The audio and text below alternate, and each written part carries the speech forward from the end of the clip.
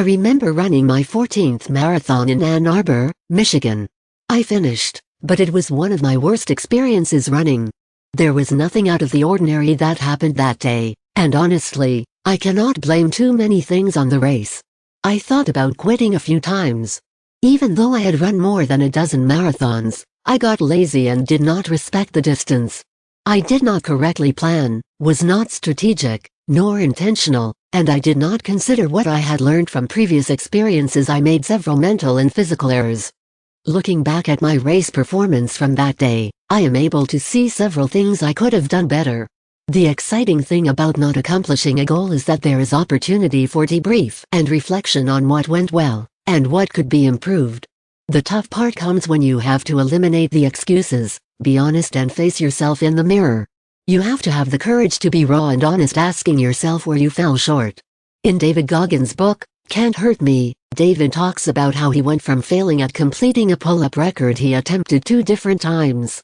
After failing at the challenge, he decided to fill out an error report after action review about his experience.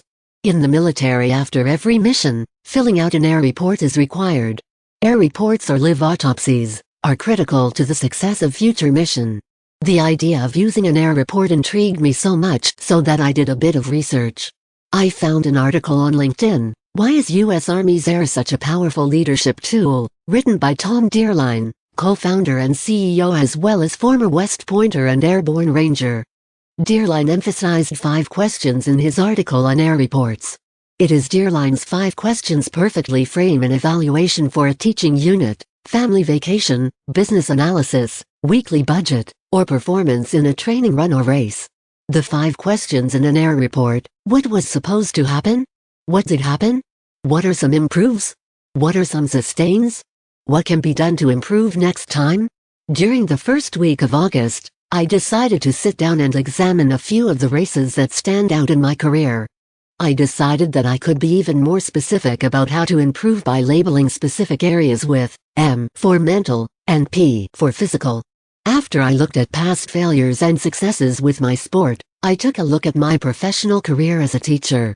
As a 17th-year teacher, it would be hard to remember each year, so I decided to focus on the most recent one. This coming year, I plan to use error reports weekly to get a good sense of where I am at as a teacher and advisor. I love the idea of using them at the end of the week with students. I think this format of evaluating a project would be perfect for any of the activities that our student leaders tackle in the areas of journalism and student council. It is simple, objective, requires honesty and allows for growth. Self-evaluation is like putting the pieces of the puzzle together, or looking for clues to solve a mystery. Each performance is packed with several clues about what could be kept or changed for future experiences. As Goggins says, you can't prepare for all of the unknown factors.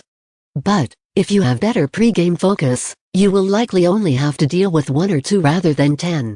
I am finding that when I do sit down and plan, be strategic, be intentional, and consider what I have learned from previous experiences, the distance, job, vacation, budget, or whatever it is that I am dealing with will have a better chance of success.